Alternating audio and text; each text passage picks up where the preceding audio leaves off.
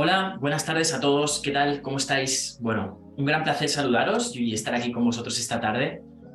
Como siempre, para una charla para mí hoy muy especial. Tengo que agradecer muchísimo al rabino Daniel Chapán porque esté hoy con nosotros, que pueda estar un ratito con vosotros, con la audiencia, que pueda responder vuestras preguntas y sobre todo porque quiero enseñaros algo que a mí me ha funcionado muchísimo, que es la cábala. Para mí, mi vida cambió cuando empecé a entender los fundamentos de la cábala. Debo decir que yo no soy judío, no sigo ninguna religión, pero para mí, personalmente, me ha servido como una guía, como un faro, para entender un poco las leyes del universo, para entender cómo funciona nuestro pensamiento. Y bueno, hoy vamos a intentar desentrañar algunos secretos, vamos a intentar desentrañar pues un poquito la historia, primero de Daniel y luego de la cábala, y bueno, intentar aportar un poco de luz en un tema tan oscuro. Gracias, Daniel Chapán, por estar con nosotros. Muchísimas gracias y mil bendiciones por estar aquí. Shalom a todos, un placer estar aquí contigo, Jorge, gracias por invitarme. Un placer, un placer. Y nada, bueno, también agradecerte tu tiempo porque sabemos que, pues bueno, vives en Israel, ¿verdad? Y eres rabino allí en Israel. Sí, así es. He vivido muchos años en Jerusalén, ahora vivo en un lugar cerca de Tel Aviv y soy rabino en una sinagoga, así que sí, Tienes la agenda bastante llena, imagino. bastante. Aparte más por el tema de las redes sociales, que es lo que más me ocupa. Sí, correcto. Tienes un canal de YouTube que es una maravilla. Desde aquí invito a toda la audiencia que lo vaya a ver porque es súper, súper, súper bueno. Me encanta sobre todo los vídeos que haces estos que son como tipo de viaje, que vas a mostrar sitios. Me encanta. Muchísimas gracias. ¿Qué edad tienes, Daniel? Así por si no es mucha, No, mucha. yo tengo 32 años ¿Vale? ahora y vine a Israel hace 15 aproximadamente, estamos hablando de cuando tenía 17. Wow, Sí. qué bueno. Y cuéntanos un poquito, Daniel, tu historia.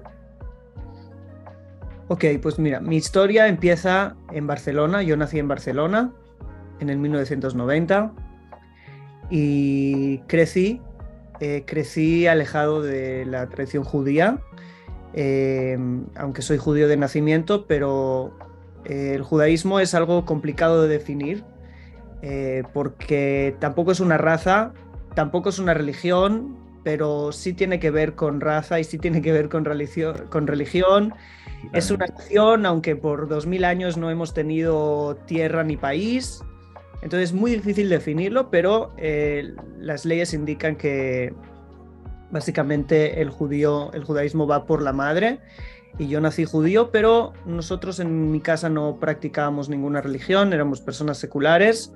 Y había alguna tradición que otra que se guardaba en la casa, como las velas del viernes a la noche, lo que se conoce como el Shabbat y así, pero no fue algo con lo que crecí.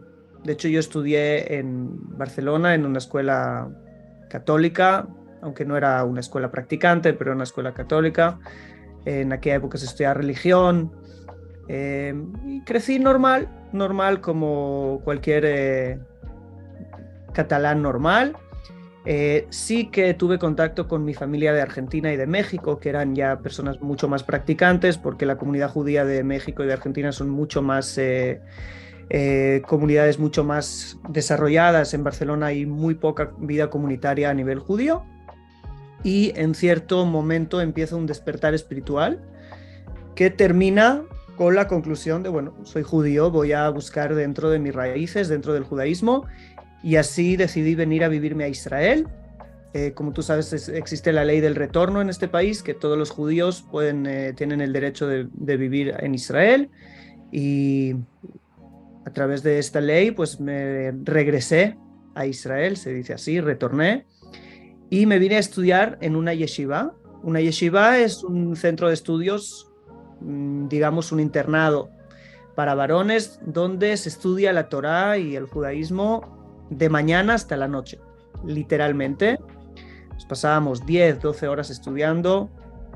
Yo tenía muchísima pasión por este estudio y sobre todo, aunque yo era muy joven y eso es algo que se reservaba para edades más tardías, pues a mí me encantaba la Kabbalah porque tenía muchas preguntas espirituales. preguntas acerca de Dios, preguntas acerca del alma, preguntas acerca de la vida. Y muchas veces nosotros en las religiones, pues también tenemos otras áreas de estudio, como las leyes, como qué hacer, qué no hacer. Muchas veces se cae digamos, en algo que no es tan positivo, que todos los sabios de la Kabbalah dijeron que no hay que caer en eso, de estar ocupados en qué está permitido, qué está prohibido, que sí, que no, y dejar lo principal, dejar lo que tiene más peso, que es la vida espiritual, el desarrollo personal, el amor, la conexión con Dios, la conexión con lo trascendente. Entonces yo me conecté siempre mucho con esta parte y desde muy al principio de mi caminar siempre estudié Kabbalah. A veces tenía que esconder los libros de Kabbalah debajo del pupitre para que no me los vieran, pero siempre fui hacia esa dirección. A los 20 años yo me casé aquí en Israel. Sí. Con mi esposa Sara, con quien tenemos hoy 5 hijos, después de 10 años de casados. Y básicamente lo que ocurrió es que en el lugar donde yo llegué a estudiar, que no era un centro de Kabbalah, no era un centro de estudios de Kabbalah, era un centro de estudios normal, al lado estaba una yeshiva, un centro de estudios de Kabbalah muy famoso a nivel histórico y a nivel mundial, que se llama Bet-El. Bet-El significa casa de Dios, ¿okay? Y fue fundada por un gran cabalista que se llamaba Rabbi Shalom Sharabi. En verdad no fue fundada por él, pero una generación antes que él, bueno, se fundó, él llegó como joven y muy rápido se convirtió en el director, en el centro de esa yeshiva, hasta hoy se estudian sus escritos ahí. Y yo me pasé a estudiar ahí después de casado. Solamente casados pueden entrar en esa yeshiva, no dejan entrar a solteros a estudiar ahí, y solo después de un año de casados, ¿sí? Yo fui antes de casado a intentar ingresar, me dijeron nada, a buscar mujer. Y después de casarme, una semana después de casarme... Eso, Daniel, disculpa, eso debe ser porque probablemente el primero te tienes que ocupar de esa parte, ¿no? Que es una parte importante y digamos, para que no tengas tu mente en eso, ¿no? ¿Puede ser? ¿Por qué? Es interesante porque hay 2 motivos principales. El primer motivo es que nosotros en la Kabbalah vemos la vida de pareja como digamos, una sala de entrenamientos para todo, para toda la vida, para la vida espiritual, para la relación con Dios. Todo eso, el entrenamiento es en casa. Totalmente. La casa es... Entonces, de alguna manera te vienen a decir que sin eso no podrás entrenar. Tu estudio no será real porque no tendrás dónde aplicarlo.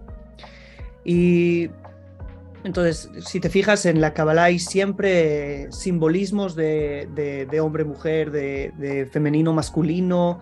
Incluso se habla del zibug, de las unificaciones, sí, de los nombres divinos, de aspectos superiores masculinos y femeninos que se unen. Y todo eso se revela abajo. Entonces, si no tienes la parte de abajo para vivirlo, va a quedar un estudio completamente intelectual que no tiene que ver con la experiencia de vida y ellos no están dispuestos de alguna manera a eso. Y la segunda parte es técnica, porque el estudio de la Kabbalah en esos centros es muy, pero que muy duro. O sea, es una entrega total. Entonces, son disciplinas que requieren de mucha entrega. Y de alguna manera lo que están buscando es a gente ya que de alguna manera va a tomar esto en serio. Ya son personas, digamos, mayores, con familia, no son jóvenes que buscan alguna experiencia o algo así. Sí. Y es un poquito el motivo. Entonces, bueno, para seguir la historia, estudié allí. Me convertí en la mano derecha del director de la yeshiva, que fue mi maestro por 3 años. ¿Estuviste 3 años, Daniel, estudiando? O sea, ¿cuánto duraría, por ejemplo, para hacer estudios aquí? ¿Qué serían 3 años o toda la vida? El estudio ahí es toda la vida. ¿Okay? Porque la Kabbalah es algo que se va desarrollando, se va revelando. No es que tú estudias algo que ya sabes. Exacto. sino que todo el tiempo te están dando llaves. Con las llaves tienes que abrir un montón de conocimiento que es infinito. Tú ya sabes que el partido está perdido desde el principio. Nunca vas a terminar, ¿sí? Es decir... Claro, perdona, Daniel, porque igual yo algo que me he dado cuenta es que la cábala continuamente, o sea, se trata de algo que descubres también tú mismo a base de la lectura, por ejemplo, del Zohar o de la Torá, y digamos que es algo que descubres tú continuamente, ¿no? Por lo que yo tengo entendido. O sea, habrán unos secretos que ya estarán, digamos así, estipulados, pero digamos que son cosas que también tú mismo vas descubriendo a medida que va avanzando tu conocimiento, ¿no? Totalmente, mira, la Mishnah, que es un libro de la tradición judía, de la ley judía, en el tratado de Hagigá, ahí está escrito a quién se le puede enseñar la Kabbalah. Y dice, hay cosas que se pueden enseñar en público, hay cosas que se pueden enseñar en privado, para 3 personas, para 2 personas. Dice, la Kabbalah se puede enseñar a un único alumno, Jajam umevin medato, quiere decir sabio y entiende por sí solo. Que en hebreo es Jajam, viene de Jochma, Mevin, entiende, es de Binah, y Midato es por sí solo, por su propio conocimiento. Conocimiento es Dat, que son las 3 superiores. Entonces, es alguien sabio que entiende por sí mismo. Pregunta el Talmud, y si entiende por sí mismo, ¿para qué le vas a enseñar? Ya lo sabe. Dice, no, es la persona capaz, tú le vas a dar llaves, lo que se llama en hebreo Rashei Prakim. Le vas a dar principios y él solo lo tiene que desarrollar. Es decir, ya desde hace 2000 años se veía la Kabbalah como un estudio de carácter completamente personal, que las personas se les dan llaves, se les dan introducciones. La palabra introducción la vas a escuchar muchísimo en la Kabbalah. Se dan lo que se llama en hebreo akdamot, introducciones. Tú le das introducciones a la persona, y si la persona es digna en su conducta, en su vida, en su manera de tratar con los demás, en cuanto amor pueda expresar al mundo, en un montón de cosas, él va a poder con esas llaves empezar a que se le sean revelados un montón de cosas, y va a poder realmente alcanzar un poco de la luz de la Kabbalah. Bueno. Sí, porque la Kabbalah en sí no son libros. Sí, la Kabbalah es luz. Es algo que alcanzamos con nuestra vida espiritual. No es un libro. ¿sí? No es... Entonces, bueno, con mínimo en su fuente, sí, obviamente hay libros de Kabbalah, ok. Pero no es el fin. El fin es dónde esos libros te van a llevar, espiritualmente hablando, personalmente hablando, ¿sí? Eso es la Kabbalah.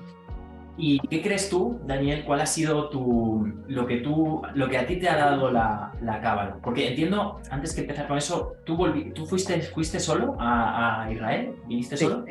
Solo. Qué bueno. ¿Qué me ha dado la Kabbalah? Bueno, yo pienso que a mí lo que la Kabbalah me ha dado es un concepto, ¿okay? Que yo le llamo la conciencia de unidad. Uh-huh. Ver el mundo de otra manera completamente distinta. Es decir, una persona que ve el mundo sin la Kabbalah, quizás tiene otras cosas que le ayuden, ¿ok? Pero una persona que ve la vida sin Kabbalah o sin ninguna otra cosa que lleve a estos niveles de conciencia, ve un mundo, y yo pienso que la persona que entiende el concepto por ejemplo, de lo que llamamos el Ijud, la unidad de Dios, la conciencia de unidad, el Ein Sof, como todo es el infinito de alguna manera revelándose en distintos niveles, sí. Ve un mundo completamente diferente, tiene una vida completamente diferente, reacciona a las cosas que ocurren de manera completamente diferente. Es todo... es venir cuando yo venía con problemas de pareja, que todo lo que vive una vida de pareja, si no tiene problemas, tiene un problema. Es lo que yo suelo decir. Cuando yo venía con problemas de pareja, mi maestro me decía, no escuchas a la Shejinah, no escuchas a la presencia divina hablando por tu mujer, entonces el problema lo tienes tú. O sea, yo me quejaba de mi mujer y me decían, te está hablando la presencia divina, el problema lo tienes tú. Revísate. ¿Qué hay que ver? ¿Qué tienes que aprender? ¿Cuál es la lección? Eso te cambia la vida. Eso te hace vivir de otra manera, eso te hace vivir sin miedos, eso te hace vivir confiado, eso te hace vivir enamorado de la vida. Porque si todo es Dios, no es solamente que, tengo lecciones que me dan y tengo cosas que rectificar, la gente lo ve mucho así, no es solo eso, si todo es Dios, la conexión que está pasando aquí es algo divino y el césped que veo al salir de mi casa es algo divino y el abrazar a mis hijos es algo divino. La unidad es para mí también una de las grandes cosas que me ha enseñado, sobre todo una cosa que para mí es un tesoro de la Cábala es el no juicio, ¿no? Aprender a no juzgar, aprender a amar, a entender que todo existe, pues que todos venimos de ese Har, ¿no? De ese uno, ¿no? Y que al final, pues, no existe el juicio, ¿no? Y que bueno, es un concepto que me fascina. Y me gustaría comentarte, ya entrando un poquito más en el tema, por ejemplo, ¿cuál crees que es el papel del ego en la Cábala? Porque a veces se malinterpreta. Entiendo que el ego a veces se interpreta como, como Tiferet, ¿no? Tal vez, no Tiferet, no, como Yesod, ¿no? En principio, o sea, según he entendido a veces lo que decía pues Mario Saban, ¿no? Por ejemplo, era uno de mis mentores. Y entender la función del ego, la función de la materia, algo que me encanta de la Cábala es que la materia es sagrada, ¿no? El dinero es sagrado, ¿no? La riqueza, la abundancia es sagrada. Y cómo interpretar todo esto que bajo mi impresión, en algunas filosofías orientales se malinterpreta un poco, ¿no? O se tiene como ese asco al cuerpo o a lo material, ¿no? ¿Qué os puedes decir de esto? Bueno, hay dos puntos. Voy a dividir la pregunta en dos. Primero el ego y después lo material. ¿Okay? Sí. Que aunque obviamente tiene relación y la respuesta va a ir en la misma línea, pues creo que hay que dividirlo. Lo primero es, según mi visión, ¿sí? Cada uno según mi visión, el ego está en Malhut porque Malhut es llamado Ani, que significa yo, ¿sí? El yo. Ese sentir del yo, tú te sientes yo, ya es una parte de ego. En verdad, si pudiéramos salir y ver la realidad como es, tú no eres tan tú. Tú eres también el vecino y tú eres también los animales que se están paseando alrededor de tu casa y tú eres el aire y todos estamos mucho más unidos y somos parte de algo que es mucho más grande, y al ser nosotros solo una partecita de eso tan grande, pues eso ya de ese yo soy yo empieza a difuminarse un poco. Sin embargo, si viviéramos solamente con la conciencia de que yo soy una partícula de luz difuminada en una luz mucho más grande, eso me afectaría también en algún sentido para mal. Claro. Porque el hecho de yo vivir en este mundo de la dualidad y creer que yo tengo una particularidad o algo especial y una misión que hacer que no la tiene nadie más, y que realmente yo tengo algo que hacer y una responsabilidad. Y dicen los sabios que el mundo fue creado para mí. La persona tiene que vivir con una visión de el mundo fue creado para mí. En verdad, uno de los grandes sabios lo resumió así. Tú tienes que tener en un bolsillo, en el derecho, tener escrito el mundo fue creado para mí. Y en el izquierdo, tienes que tener escrito yo soy polvo y ceniza. Qué bueno. Entonces, de vez en cuando tienes que sacar uno y después tienes que sacar el otro hasta que se te haga la verdadera unión de los contrarios, que también es un tema en sí. Pero quiero decir que el ego al final te viene a dar la conciencia del yo, que no es algo malo. No es algo malo. No es algo malo cuando viene en el equilibrio correcto. Exacto. Entonces, en la Kabbalah, yo le he llamado por mucho tiempo la ciencia del también, ¿sí? O la sabiduría del también. ¿Por qué? Porque en verdad todo es parte de algo. No existe, es decir, yo tengo el enojo sirve. Si supiéramos enojarnos, si supiéramos enfadarnos, ¿sí? Sirve para algo, en un lugar muy específico, en un contexto muy específico, y el enojo puede ser algo terrible, pero no hay nada que no podamos canalizar hacia el lado bueno. El ego también tiene que ser canalizado. ¿Okay? Es decir, el ego tiene que ser canalizado. Y dices, ok, pero entonces, si yo me siento tanto ese yo y que el mundo fue creado para mí, entonces eso también tiene consecuencias negativas, ¿verdad? Tiene consecuencias muy negativas. Por eso es que necesitamos los dos papeles en el bolsillo, porque a veces tengo que tener la sensación de que estoy difuminado en algo y soy una partícula diminuta en un mundo enorme. Y en algo mucho más grande que yo, y que yo no soy el centro y que hay otro centro. Por otro lado, necesito a veces saber y tener conciencia de que estoy en el centro. Así que las dos son importantes en este mundo dual. Por eso es que necesitamos dos, porque vivimos en un mundo dual.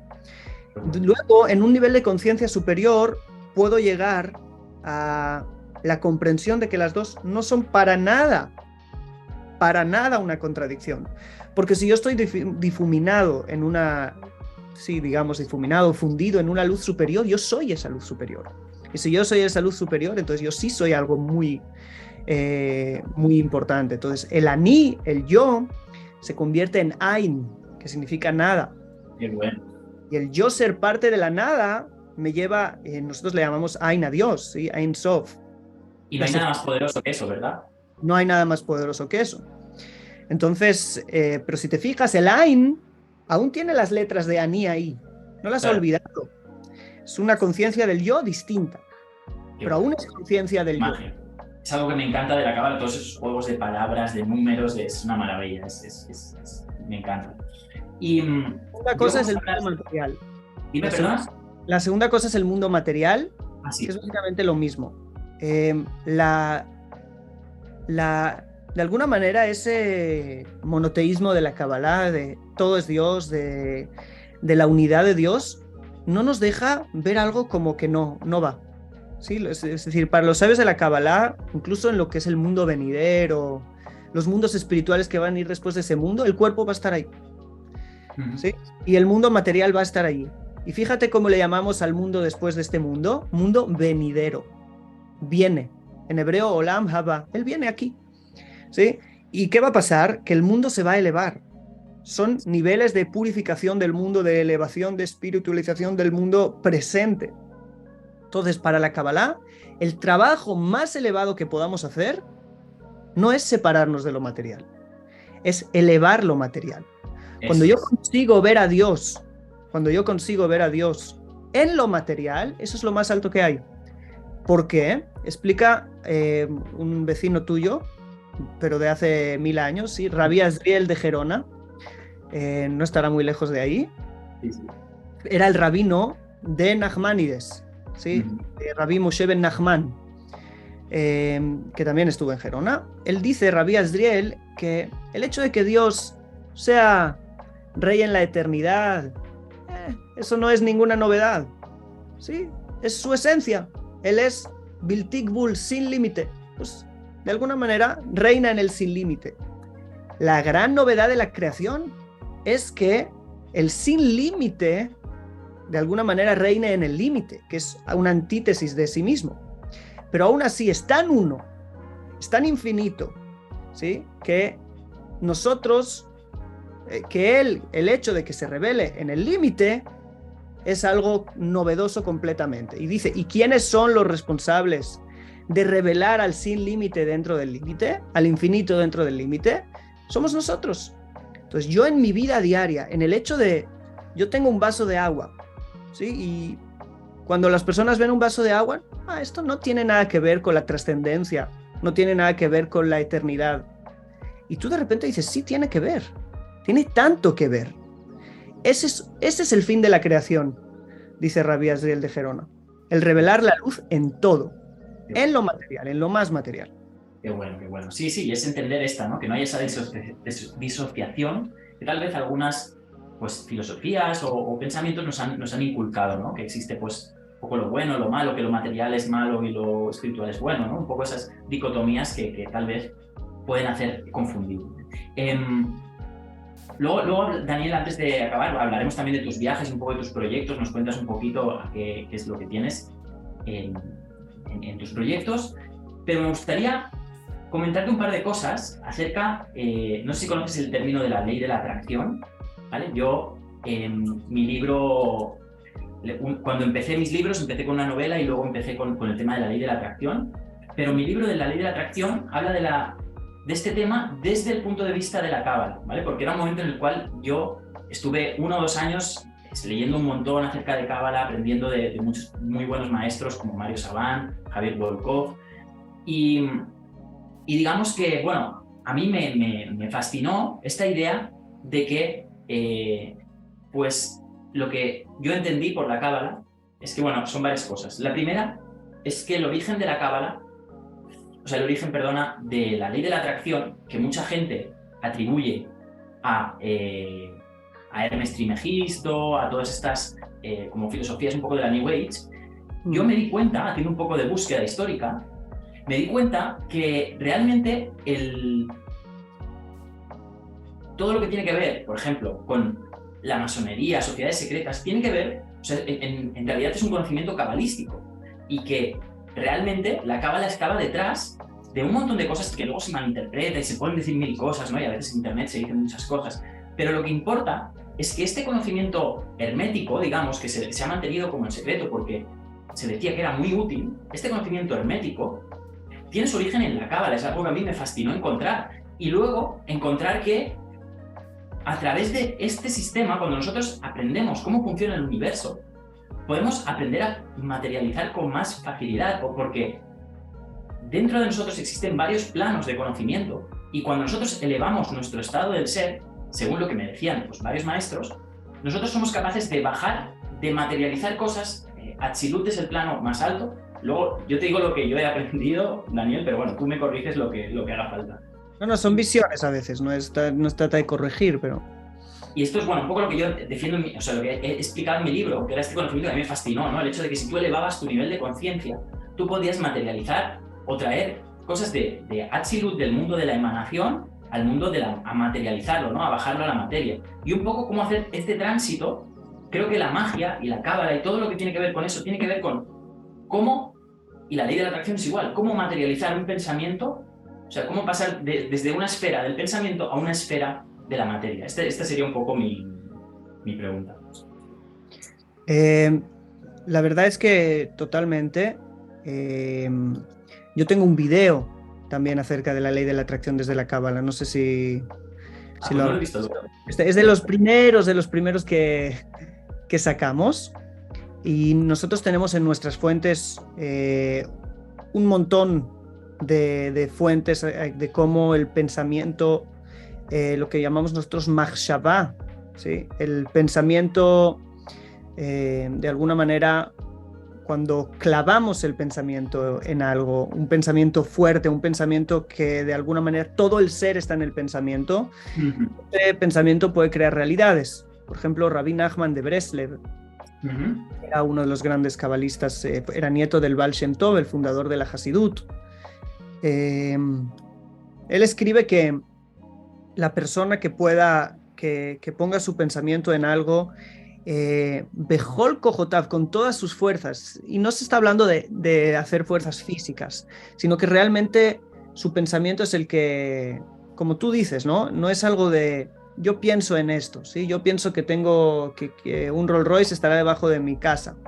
No se trata de este simplismo, sino que de alguna manera la persona consigue elevar su ser, ¿sí? Y traer todas sus fuerzas y concentrarlas en algo que hay aquí o en un pensamiento. Este pensamiento puede ser materializado de alguna manera, porque es algo que además no creo que tenga solamente que ver con la Kabbalah o con el hermetismo, sino que realmente muchas veces otras personas lo han llamado la fe, ¿sí? De tener que algo ocurra y que ocurre.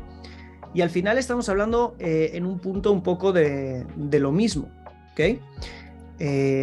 Lo que puedo decir acerca de eso es que, como tú dices, ¿no? Hay algo como un lugar donde llamémosle de las ideas, ¿sí? En el lenguaje platónico, pues hay el mundo de las ideas y que éstas se materializan. Y que si la persona está elevada en su conciencia en mundos superiores, después es solo un desencadenamiento. Es decir, si tú actúas aquí abajo, yo pienso en algo aquí abajo, no voy a hacer nada, porque aquí ya están las cosas hechas. Por eso es el mundo de Asiá, ¿sí? El mundo de la acción, de las cosas hechas. Bueno. Pero las cosas se hacen desde algún lugar. Hay un desencadenamiento desde el mundo de las ideas al mundo palpable, y en ese desencadenamiento, si yo consigo elevarme un poco y afectar e influir en medio del desencadenamiento, probablemente cuando las cosas lleguen aquí abajo se vean distintas. Bueno. ¿Okay? Por eso es que creo que lo que te he dicho antes, por ejemplo, la fe en Dios. Las personas que tienen fe en Dios están poniendo su mente al principio del desencadenamiento, antes de que las cosas estén hechas. Entonces, de alguna manera eso afecta arriba. ¿Okay? Y también decir que eso no es solamente positivo. La ley de la atracción y el pensamiento, la fuerza del pensamiento. Porque muchas veces nuestros sabios nos advierten que el clavar mucho los pensamientos en algo puede tener también cierto grado de riesgo, porque muchas veces quizás esto no sea lo que tengas que tener ahora, eso no que tengas que recibir, y de alguna manera ese pensamiento tiene que ir alineado a la voluntad divina, no cualquier pensamiento, no una forma de saciar tus voluntades o pasiones bajas, sino usar la fuerza del pensamiento para realmente manifestar un camino que sea el camino que tú tengas o cosas para tu camino, que sea el camino que tú tengas que transitar para tu tikkun. Pues si no, estás atrayendo cosas a tu vida que te van a alejar del tikkun. Es verdad. Es algo que también tenemos que tener en cuenta. Tienes mucha razón. Yo creo que todo el mundo puede conseguir casi cualquier cosa que se plantee, pero sí que es verdad que a veces estamos materializando cosas que no van con nuestro camino de vida o que no van con quienes somos en realidad, ¿no? Y a veces yo creo que a todo el mundo que nos escucha le habrá pasado, ¿no? Que igual está siguiendo un objetivo que realmente no viene con quien es él o con su esencia espiritual, ¿no? Y esa yo creo que es la clave, ¿no? O sea, juntar las dos cosas, ¿no? Tu propósito con tu esencia, ¿no? Sí, ese es. Y también cuando uno está en su propósito, la fuerza de la mahshabá, del pensamiento es mucho más fuerte. Es verdad. Mucho más fuerte. Qué bueno, qué bueno. Bueno, ya estamos llegando casi al final de la entrevista, no quiero robarte mucho tiempo. Y siempre recomendamos, Daniel, que a los invitados que nos recomendéis un libro para leer para la audiencia. Sí. Bueno, libros que pueda recomendar. ¿Tiene que ser un libro de Kabbalah específicamente? No, de lo que tú consideres que es correcto pues para nuestra audiencia, es personas que les gustan estos temas, que probablemente también están metidos en el mundo espiritual, en el mundo de conciencia. De Kabbalah me cuesta un poco recomendar porque no sé exactamente lo que hay en español. Libros de Kabbalah en español no conozco muchos, pero sé que hay uno que se llama La Dimensión Interna. Es un buen libro. Y vale. No de Kabbalah, yo recomiendo a todo el mundo leer el libro Amar lo que es. Ah, qué bueno. Sí, de Byron Katie. Es un libro imprescindible para las personas que quieran tener una aplicación práctica a todo ese tema de la conciencia de unidad, etc. Aunque hay algunas diferencias entre la visión de ella y la visión de la Kabbalah, pero o sea, las ventajas son mucho más que las diferencias. Así que es un libro muy, muy, muy importante. Qué bueno. ¿Qué consejo darías a las personas, Daniel, que están buscando? Siempre decimos como que digáis una frase, si todo lo que has aprendido lo tuvieses que resumir en una frase para apoyo a las personas que están buscando la luz, que tal vez no se encuentran ellas mismas, no encuentran su verdadera luz, ¿no? ¿Qué consejo les darías? Les diría que la luz en cada uno de nosotros está más cerca de lo que nos pensamos.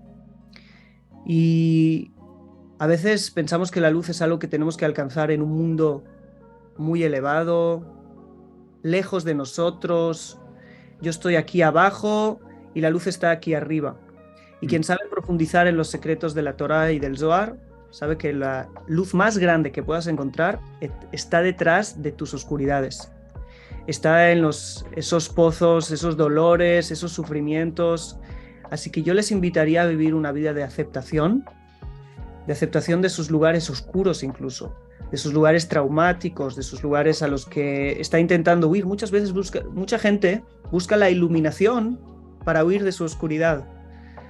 No entiende que la oscuridad está detrás, perdón, la luz está detrás de esa oscuridad. Si tú te fijas, los profetas, los sabios de la Kabbalah nos explican que los profetas, para acceder a los niveles de la luz, tenían que pasar por las klipot, ¿sí? Que son las cáscaras de oscuridad antes. Tenían que pasar por las klipot y ahí llegaban a la luz. ¿Y dónde están esas klipot? En cada uno. Totalmente. No es que se salían del cuerpo para pasar por unos mundos... No. Las klipot están reveladas en cada uno, en nuestro ser. Entonces, si nosotros huimos de la aceptación del dolor, del enfrentar situaciones traumáticas, pueden ser incluso de la infancia, si huimos de nuestro dolor, no encontraremos la luz. La luz está en la aceptación, en el crecimiento personal, en la sanidad interior. Ese es el camino más, además, increíble también y maravilloso para alcanzar la luz. Qué bueno. Qué bueno, me encanta. Coméntanos, Daniel, un poquito a qué te dedicas, qué servicios ofreces, creo que tienes algunos cursos, también tienes unos viajes muy interesantes. Coméntanos un poquito. Bien, pues nosotros tenemos una academia online con algunos cursos. Hay curso de introducción a la Kabbalah, tenemos algo de psicología también y Kabbalah. Nosotros es un curso que se llama Las 6 necesidades básicas según la Kabbalah. Es básicamente una herramienta de crecimiento personal y de sanidad interior, vista desde el prisma de la Kabbalah. Y tenemos algunos otros cursos, tenemos cursos de hebreo también para los interesados, tenemos cursos de Torah con Kabbalah, tenemos, básicamente es más o menos lo que hay. Bueno. Y también, tenemos una academia de WhatsApp donde damos contenido gratuito. En un grupo de WhatsApp damos contenido inédito que no está en YouTube. Tenemos las redes sociales y últimamente hemos empezado hace ya un año con viajes a Israel en una experiencia impresionante que es, yo creo, lo mejor que le he podido dar a este mundo hasta el momento. Una experiencia de 8 días y 7 noches en Israel con los mejores ponentes, con rabinos, sabios de la Kabbalah de otro nivel, terapeutas que a partir de la Kabbalah tienen unas herramientas de sanidad interior a otro nivel, y estamos una semana trabajando juntos, visitando una tierra que en sí es una tierra transformadora, y creo que es una de las mejores cosas que me ha pasado. Para mí es como, ¿sabes? Como un bebé que estás tan ilusionado con él, pues así estoy con esos viajes y realmente los resultados son impresionantes. La gente sale iluminada de esos viajes y creo que es quizás lo que más recomendaría a la gente si pudiera recomendar alguna de las cosas. Porque, Daniel, disculpa, sí, además he visto los precios, están muy bien, están todo muy genial y... porque también incluye un curso, ¿no? Tengo entendido que incluye como un curso online primero o después y luego, digamos, el viaje, ¿no? Hay un curso conmigo por Zoom antes. Damos las herramientas, las que considero más poderosas de transformación, y luego venimos a Israel a, de alguna manera, vivir esas herramientas y tener las experiencias personales. Para mí es algo muy bueno, no solamente para la gente que viene, sino también para lo que está pasando aquí, ver a rabinos que de repente están dispuestos a abrirse, que era algo que no ocurría. Sí, fíjate, hay viajes, hay de todo, pero rabinos de verdad enseñando en viajes para gente de todas las naciones, no existía. Hemos conseguido abrir este canal y es algo impresionante que creo que es algo de muchísima bendición, así que estoy muy feliz por ello. Qué bueno. Mira, tengo dos últimas preguntas. Sí. ¿Cuál crees que es la relación o qué tiene de importante? ¿Por qué el Zohar nació en España? ¿Cuál es la relación con España? ¿Qué tiene de especial? Mucha gente habla de España como una tierra mágica, como casi dicen que el barrio judío de Israel está hecho igual que el barrio judío de Gerona, ¿no? Todas estas sinergias, hay gente que dice que realmente es un punto de conexión, ¿no? Gerona, toda esta zona. ¿Qué crees tú que es? ¿Qué crees tú que hay de todo eso? Bueno, yo creo que lo primero tenemos siempre un juego de palabras, ¿sí? Que es sefarad. La palabra sefarad tiene las mismas letras que pardés. Es verdad. Pardés es de alguna manera la forma de hablar de los 4 niveles de interpretación, ¿sí? Que son de la Torá, que son pshat, el sentido literal, remes, insinuaciones, drash, interpretaciones, y sod, que es el secreto. Y el pardés es como el lugar donde se alcanza la sabiduría, ¿no? Y el orden es tal como lo he dicho. En Sefarad es las mismas letras, pero el sod, la samech de sod está en el principio, de secreto. ¿Sí? Entonces el secreto va ahí al principio. ¿Por qué? Porque realmente fue una tierra de... Primero hubo mucho florecer de la sabiduría del pueblo judío allí. Fue uno de los centros judíos más grandes que hubo en la historia. Y hubo muchísima Kabbalah, muchísima perdida, porque ya no la tenemos. No, yo creo que debe haber miles de libros que ni siquiera conocemos, miles de sabios que por las cosas que ocurrieron ahí también se perdieron. Y creo que España tiene algo muy especial en ese sentido. Tiene algo muy especial en ese sentido. De hecho, hasta el día de hoy, una gran parte de los judíos nos llamamos sefaradim, o sea, españoles, como procedentes de España. Es algo que se ha quedado, una de las lenguas judías que existen, hoy ya es una lengua muerta, pero el ladino es básicamente español mezclado con un poquito de hebreo. Qué bueno. Yo creo que hay ahí algo muy especial. No sé exactamente decirte qué es. Tendría que profundizar más en eso, pero no tengo ninguna duda que es un lugar donde la Kabbalah está impregnada. Hay un principio en los escritos del Arizal que dice que un lugar donde hubo luz, la luz nunca más se va de ahí. La oscuridad puede estar en un lugar y la oscuridad se va, pero en un lugar donde hubo luz, la luz se queda impregnada ahí para siempre. Es un principio espiritual. Entonces es tanta luz que hubo ahí, como hemos dicho, no se va, no desaparece. Así que los frutos de esa luz siguen floreciendo hasta el día de hoy. Qué bonito, qué bonito. Pues muchas gracias. Gracias por Daniel. Y nada, si nos pudieses dar un tip, por ejemplo, para las personas, para que puedan elevar un poquito su estado de conciencia cuando tengan un día mal. ¿Algún tip así rápido nos pudieses dar? El tip más rápido y más eficaz que te puedo dar es la respiración. Nosotros le llamamos a la respiración neshima, que es casi la misma palabra que neshama, alma. De hecho, está escrito en la Torá que cuando Dios insufló al hombre un alma, se la insufló por la nariz. Y también los estados de enojo, tensión, en la Torá, todas las expresiones tienen que ver con la nariz. Por ejemplo, la ira se le llama jarón af, es decir, ira de nariz. ¿Sí? No sé por qué es así. Y a la misericordia, cuando alguien en vez de enojarse se aguanta el enojo y tiene compasión, eso se llama erech apaim, largura de narices. Es como se expresa, pero no es por casualidad. El hecho de que también el enojo, la tensión, lo que nosotros llamamos los juicios, los dinim, se expresen por la nariz y la misericordia se exprese por la nariz y el alma, ¿sí?, se vea como la respiración y fue de alguna manera insuflada en la nariz del ser humano, significa que en la nariz tenemos una llave muy grande, impresionante para conectar y rectificar y endulzar juicios. De hecho, está escrito que el alma del Mesías viene de la nariz de algo que se llama Arihan Pim, ¿sí?, que es como la sefirá de Keter. Así que obviamente son metáforas. Y el Mesías es como una imagen redentora. Entonces, si queremos redimir, si queremos endulzar juicios, si queremos tranquilizarnos, calmarnos, es simplemente enfocarnos, respiraciones profundas por la nariz circulares, todo el aire y sacar todo el aire por la nariz, justamente por la nariz.